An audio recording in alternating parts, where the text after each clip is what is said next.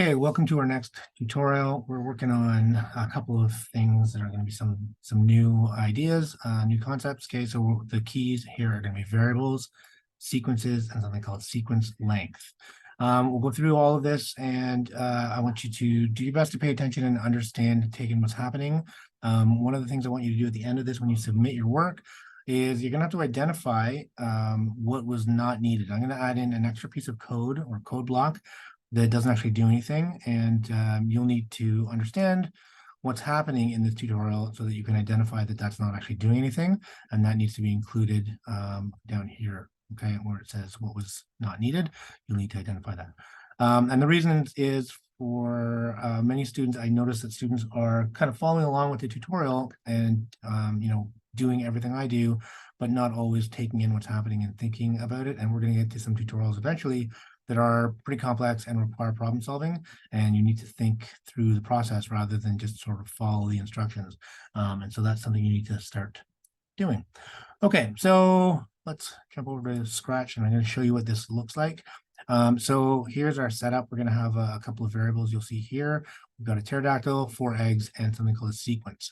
And what happens is when I click on each of these eggs, we're going to use a broadcast or a variable list to set some information. And then, so if I click on the first egg, the pterodactyl says you chose 1, which replaces 0 because I didn't have a choice before that. When I click on the second egg, it's going to say your current choice is 2, and it's going to move this 1 down into the previous slot. So I click that. 2 is my current choice. 1 is the last choice that was made previously, and the pterodactyl says that. Again, 3 replaces the current position, etc. You'll also notice that this is being stored. We'll get to this in the second part of the tutorial. Okay. Once we have an understanding of how we store that information, we're also going to be adding in a click on the pterodactyl, which will access the sequence and the sequence length to say you have made 4 choices and your choices were 1, 2, 3, 4. If I add to this by adding now a third set or another set here, you can see the length is changed and it updates our sequence. Okay, we have 7 choices that were made, and there's my new sequence. Okay, so let's look at how this works. I'm going to create a new file here. Yeah, you're going to name it like we've been naming everything, last name and the unit. I think this is 3-6, and you can call it Tara or Terry, whatever you want, and you're going to need to share yours. All right, so first things first, we're going to get rid of the cat because we don't need that. We're going to go and find the pterodactyl. There it is. I'm going to click on that, add that to my stage. I'm also going to go and get an egg. There's that. I'm going to add this guy. Okay, and we're just going to set this up. I'm going to rename this Tara. I'm going to rename this egg 1, and then I'm going to duplicate it a couple of times. So we have egg 2, egg 3, and egg 4. By clicking on each of these, you can see and identify them on my stage. So egg 1 is here. I'm going to drag that over here. Egg 2 is this one. I'm going to drag that over here. 3, 4. I'm not being very specific, but you can if you'd like to. All right, I'm just going to place them by LI. All right, so the first thing we need to do is create a variable. So I'm going to go down to my variables here. And you can see by default, you can create something called my variable, but we want to be more specific with our naming, because as we get more complicated tutorials and as we start to do more involved, I guess, code blocks, we want to be able to identify which variable is which. So we're going to click on make a variable, and we're going to give it a name, and the name is going to be current. You can leave it as it is for all sprites, fine. I'm going to say, okay, I'm going to add another variable. This one's going to be called previous. And again, leave everything as is, click OK. So there are 2 variables, and you see they show up in our stage, and we have right now values of 0 set. We are going to basically add some code that when I click on this, it's going to tell the pterodactyl that something has happened. Okay, and the way we've been doing that is with broadcasts. So I'm going to go over to the egg here, and I'm going to go down to my events, and I'm going to say when this sprite is clicked, I want to do something. And the thing we've been doing has been broadcasting like a message. So we're going to go over to my broadcasts, I'm going to put that on here. And I want you to also notice that I can broadcast a message 1, or I can also add a new message. And that's what we're going to do with this case. We're going to change it to 1, and I'm going to say, okay. All right, and so what that does is it says, hey, when I click on this thing, it's going to broadcast 1, and I'll click on it here, and you'll see that the little yellow line comes around it. Okay, and it ran that at broadcast. Right now, nothing is listening, so nothing happens, but you recall that from previous tutorials. The other thing I'm going to do is I'm going to start using these variables here. So I'm going to go and grab from my variables list here. I'm going to go and grab the set and whatever is the last variable I chose shows up in this dropdown. I'm going to say set current to something. So I'm going to grab that. And I'm going to actually need 2 of these, so I'm going to go this one as well. I want to set current to 1 because when I click on the first egg, it's going to add that piece of information into my, we've talked about variables being envelopes, so I'm going to put that information into the envelope. So I'm going to put that like that. The next thing I want to do is remember when I click on this, it wants, when I click on the egg, it wants to tell the pterodactyl, okay, I chose 1. But remember, we're also saying, hey, change previous because I want to remember what this was. So I'm going to say set previous, and I can take the value of what current is and put it in here. Then I can add that. The reason I did it in this order is to demonstrate that there is an important thing to consider whenever you're creating any piece of code or code blocks. The order matters. And so if you think about what's happening here, when the sprite is clicked, I click on this thing, it broadcasts 1, and then it says set current to 1. So it makes this variable 1, and then set previous, which should be 0 at this point, to current. The problem is I just made current into 1.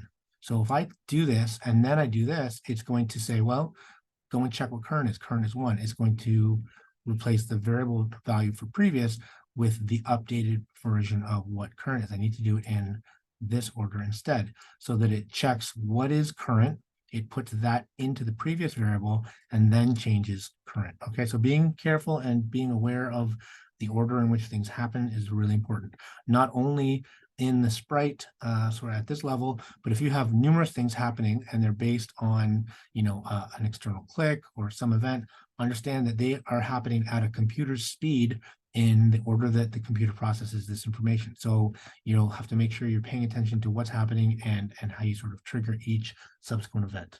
Okay, hopefully that makes sense. All right, the next thing we need to do is I need to put this in sort of each of these eggs. So right now this is saying broadcast 1, set previous to current, and set current to 1.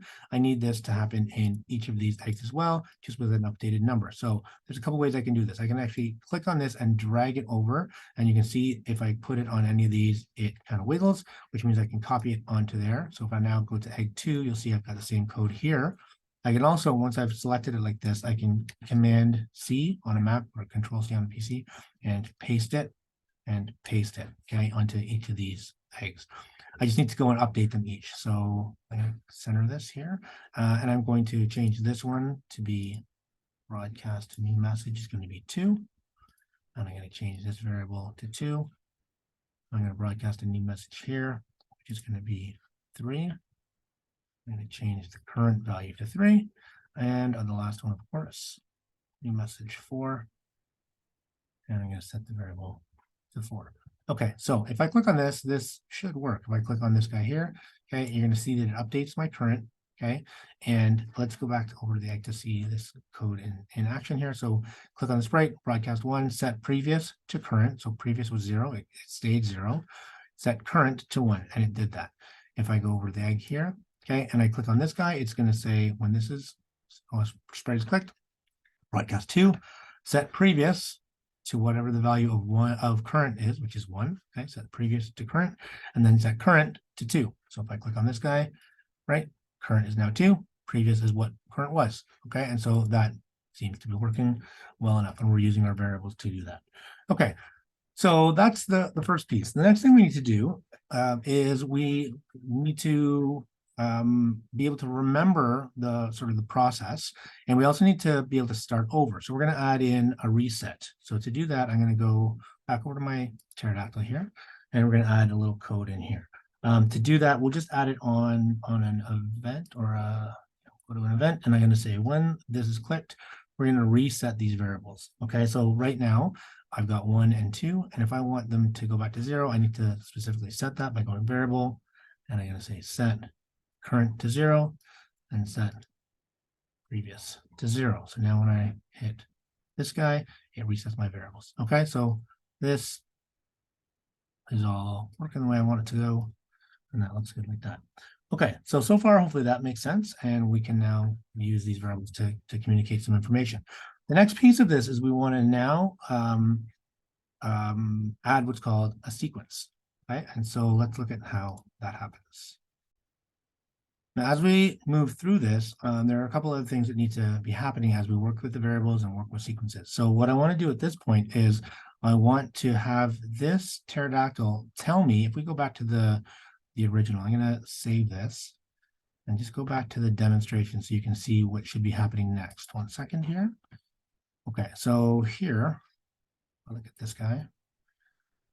Whenever I click on this, it tells me you chose whatever the value is. Okay, and then it says it replaces 0. So I say 2, it says you chose 2, which replaces 1.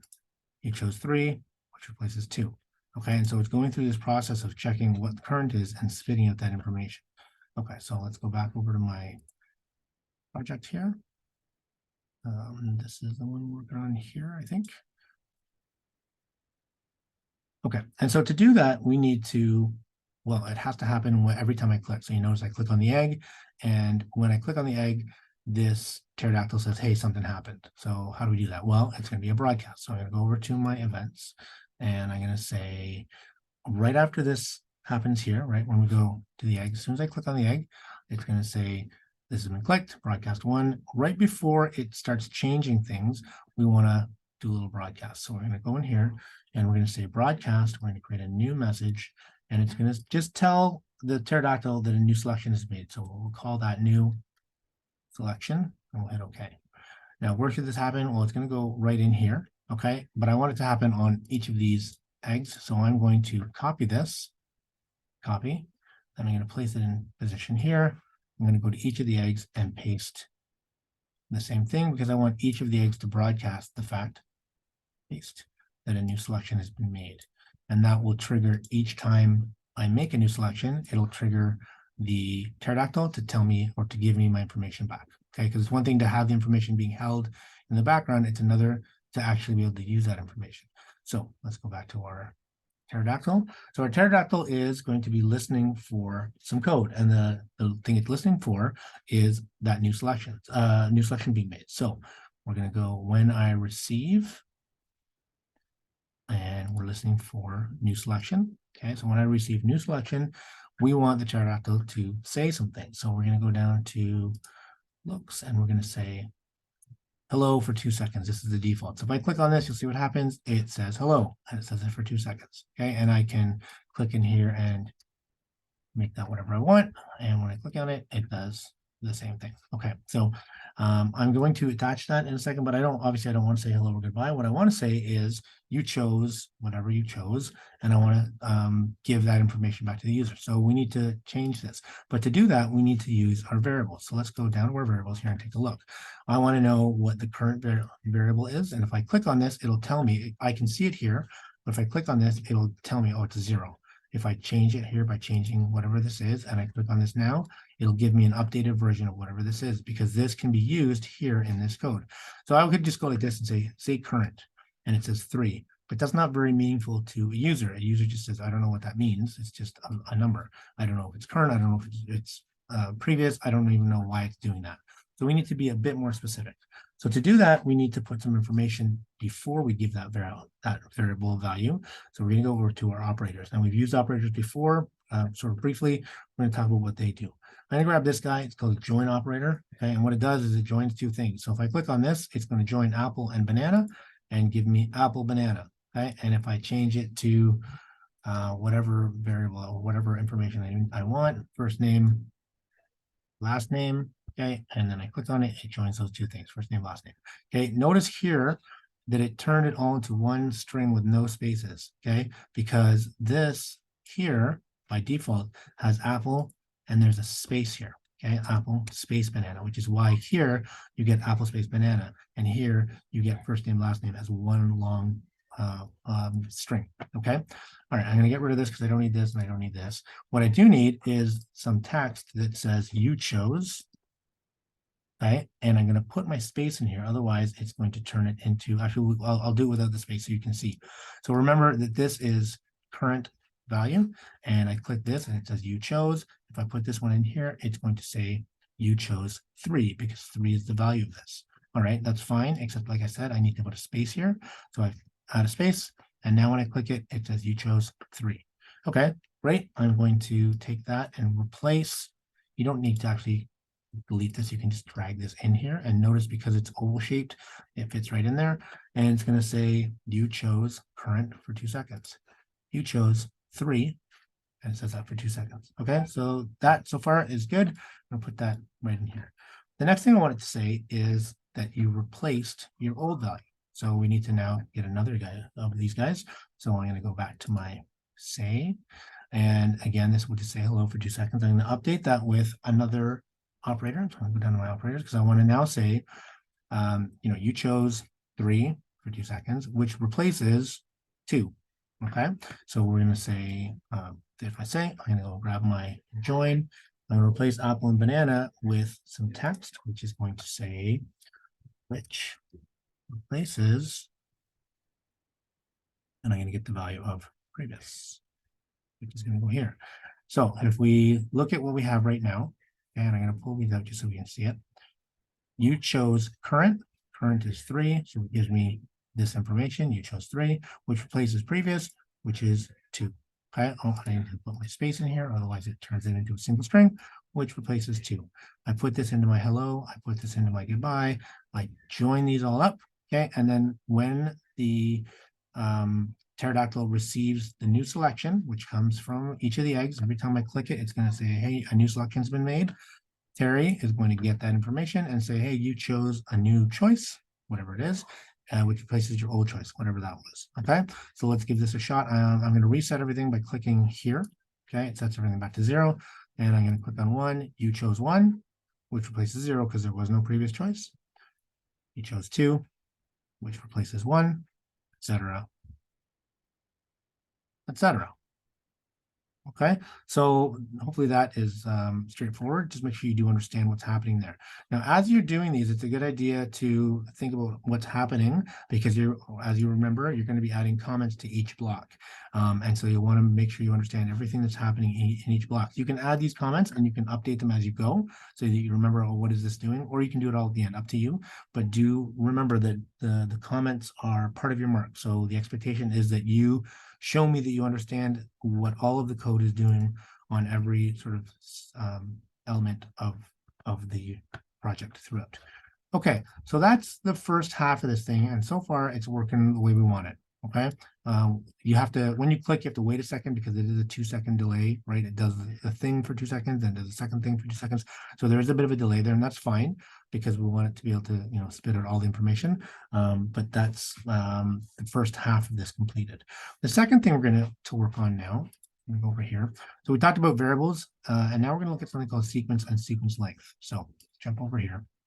We're going to create a sequence which is basically just a long list. So an example of a sequence is like your locker combination or your phone number. It's just a series of whatever information. It can be numbers, it can be letters, it can be anything. And that series is just then remembered by the computer, or in this case, the program you're using. Okay, and so to do that, we need to first of all go down to just below our variables here. We have something called make a list. Okay, so I'm going to click on make a list. It's going to say, what do you want to call it? And in coding language, it's called a sequence. So we're just going to call it sequence like that. Okay, and just to help you remember the name, we'll call it sequence. I'm going to move it a little bit out of the way so we can see what's happening. Okay, but that's essentially just a bunch of information in a row. And so now what we need to do is we need to, as we go through the process of making our choices, we need to remember those choices. So as we did this, you'll remember earlier, I went 1, 2, 3, 4, and then 3, 2, 1 earlier in the tutorial. Well, I remember that because my brain remembers what I did, but a computer doesn't work that way. The computer needs to store that information somewhere. So we need to store it in what we're going to call the sequence, or parlance of Scratch, a list. Okay, and so let's do that. How do we do that? Well, we're going to every time we make a choice, right? Every time I make a choice, I want to put a variable value into my sequence. So let's go down here and take a look at what shows up here. We've got this guy right here, add a thing to my sequence. Okay, this is our sequence. Add a thing to the sequence. Well, what am I adding? Well, I'm adding the value that is in the current. When I click this, right, I click number 2 here, it puts number 2 into the current value. So what I want is I want the value of current to get added to my sequence. So let's go back up here and I grab current and I'm going to stick it in here. Add current to sequence. So if I do this right now, current is 2. And if I click on this, right, there's 2. I put it in here. And if you watch over here on the sequence, when I click it, it adds 2 into my sequence. Okay. So I'm going to add this at the bottom of each of the eggs. Okay. So I'm going to actually delete it from here. I'm going to go over to my egg. I'm going to grab add a thing to a sequence. I'm going to grab my current. I can stick it in here and I'm going to add it to the bottom of that piece of code. In fact, first I'm going to copy it. So I'm going to select it, copy, attach it here, and then on each egg, I'm going to paste this guy to the bottom, this guy to the bottom, and finally paste this guy to the bottom. Okay, so now what's happening is every time I click on an egg, it's just adding that value, okay, to the sequence. And each time I do it, it runs the code that said, hey, tell me what I did. And in addition, it adds the sequence here, and you can see it's also counting the number of times this has happened. So if I click again, it's like, okay, you did it 6 times, you did it 7 times, etc. Okay, and so that's now recording our information. And you can see I can just keep on doing this, and I'll just keep on remembering both the number of times I've done this and my choices. Okay, that's all well and good. I need to make a couple of small changes. I need to now add in to my reset, which is over here. When I click reset, I don't only want to change my current and my previous back. I need to delete what was in the sequence because I'm restarting. So we're going to go over to here and we're going to say delete all of sequence, and we're going to tack that onto our when we reset. So I click reset, these are back to 0, this is emptied out. Okay, and notice there's other things here. I can also do things like I can find item 1 of a sequence. So we won't use this yet, but just sort of as you're working through these, notice that things like this exist in this list. Like what can I do? And as you sort of come up with like problems and problem solving through it, some of the other tutorials, notice what shows up here, right? What can we do this? Well, item 1 of sequence. Well, if I go item, let's say 3 of sequence, and I click on it, I'm going to change this. Let me just reset this. And I'm going to go 4, 3, 4, 3, 4, 3. Okay. And so the reason I did that is because before it was 1, 2, 3, 1, 2, 3, which is kind of harder to tell. So I'm going to go back over to pterodactyl. And now when I click on item 3 of sequence, item 3 of the sequence is the number 4. So if I click on this, it gives me 4. If I change this to item 4 of sequence and I click here, it's going to give me the value in position 4, which is 3. Okay, so just sort of as you work through this, notice what's happening here. Okay, things like I can insert something at a certain level. And these are oval, which means I can put a variable in there. I can say, you know, create a variable that targets specifically that can change, right? So you're on a level of a game and that level changes each time you pass to the next level. I can then use that to, you know, create or change or add information into these sequences or lists. Okay, so hopefully that's all making sense. The last thing we want to do after sort of creating our sequence and adding to our sequence is we want to then spit out the information. So far we have happening this, you chose 1, which replaces, I'm going to move this. Actually, I'm going to turn the sequence off because at this point we don't need to. It's going to be happening in the background. I'm just going to uncheck this so it's out of the way and it's sort of off our sort of radar, but you know that it's happening in the background. Okay, so now what we need to be able to do, so I click on this and it says you chose 2, which replaces whatever that is. You chose 3, which replaces 2, etc. The next piece of this is when I click on the pterodactyl, what I want to happen is I want the pterodactyl to say you have made a certain number of choices and your choices were this. And that's going to happen by checking this sequence. It's going to say, okay, you made at this point 11 choices and your choices were 4, 3, 4, 3, 4, 3, all the way down to whatever the value of each of these is. Turn that off. To do that, I need to have that needs to sort of happen when there's an event, and the event is going to be when I click on a sprite. So it's going to be on the pterodactyl. I go over to my events. I'm going to say when this sprite is clicked. Okay, I'm going to I want to have a thing happen. What's that thing? Well, I want it to say something. So I'm going to go over to say, right? And I'm going to say, in this case, it'll be hello, but I want it to say you have made a certain number of choices for however long, 2 seconds. And to do that, I can't put all that in here, of course. So we need to go back over and grab some joins. So I'm going to go and get my join apple banana, and I'm going to say, you have made, you have made. And then I want to say, go down to my list here. Okay, I want to say, what I'm asking how many times or how many things have been added to the sequence. I need to know the length of the sequence. So I'm going to go and grab this guy here, length of sequence. And if I put that in here and I say, you have made, it'll say you have made 11. That's not a lot of information for the user, so we need to be a bit more specific. First of all, I need to put a space after made, and then I need more than just this length of sequence, which is 11 at this point. I need to actually specifically say you have made 11 choices or selections or something like that. To do that, because I can't fit it in here, I need another operator. I'm going to take this, and because you'll notice that this is an oval, it can also go right into here. So it's now going to say you have made, I'll delete this, you have made apple banana. Okay, and I want to change that from apple and banana to this many space choices. And now when I click it, it says, oops, you have made 11 choices. Okay, you have made whatever the number of this sequence is. I'm going to turn this back on so we can see it. Okay, and if I add to this, okay, if I click here and go this, it made my length 14. I'm going to go back over to the pterodactyl. And now when I click it, it says you have made 14 choices because it's just referencing the value of this length. Okay, great. I'm going to put that into my hello and I'm going to add it to here. So when I click on this guy, it says, I'm going to turn my sequence off so we have room. I click on this and it says you have made 14 choices. Okay, and it says that for 2 seconds. Now, one thing I'm going to add into this is you'll notice if I click on the egg here and I click on the egg here, every time I do it, it does this say. But if I click on this guy, it kind of is kind of interrupting, I guess, right? I click on that, it says something. I click on this, it's interrupting, but it's going to go back to that second thing that was the you chose and which replaces. Okay, so watch this. I'm going to go, you chose, I click this, it does this for 2 seconds, and it goes back to this guy. So what I'm going to do, which just helps keep things kind of neat, is I'm going to add in stop all other scripts. And that's just because I want it to stop doing this part once I do this part. Okay, so if it's like giving me my information about which egg I chose, if I click on this, I want it to sort of stop. So I'm going to go here, and I'm going to say stop. And I change this to other scripts in this, right? I want it to stop, basically, I want to stop doing this. I'm going to put this guy right there. And that way, if I click on this and then click here, it'll say you've made 22 choices, but it won't go back to this piece.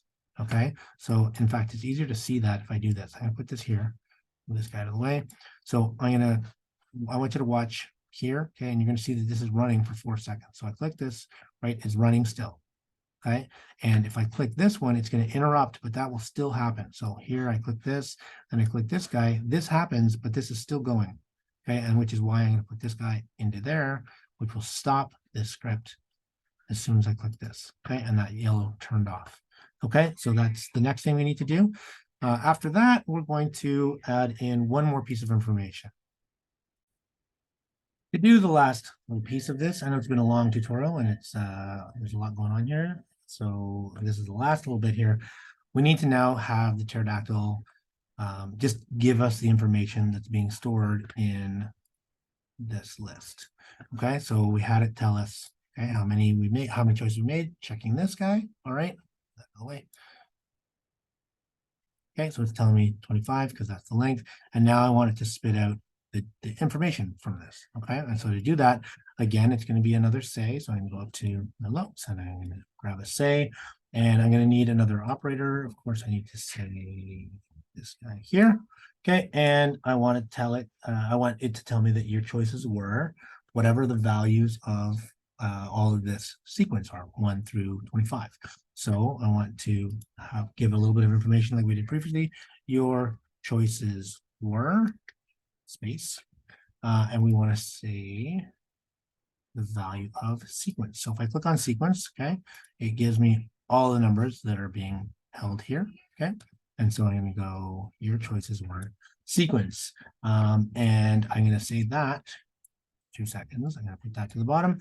And now, when I click on this guy, let's turn this off so we have some space. When I click on this guy, he says you've made 25 choices for 2 seconds, and then says your choices were the following. Okay, and so that is sort of the last little piece of this. And now everything should be working the way we want it to. Okay, we can test it by reset everything here. And if I go 4, 3, 2, 1, and then if I click on this guy, it says you have made 4 choices. Your choices were 4, 3, 2, 1. Okay, and notice if I do want to see the entire say, okay, if I click this, you chose 1, which replaces 1. You chose 2, which replaces 1. You chose 3, which replaces, and you got to wait that couple of seconds just for it to finish here, but that's fine. All right, that's all you need to do for this tutorial aside from commenting everything out. Remember that you need to comment each of the blocks on every sprite, okay, explaining what each thing does so that I understand, that you understand, and can give you full marks. And finally, make sure you save your work, share your work, follow the instructions for sharing and putting your project on your blog. Okay. Good luck with that. If you have any questions, you can shoot me a message or preferably go back through the tutorial and check for things that you did or didn't understand. All right. Good luck.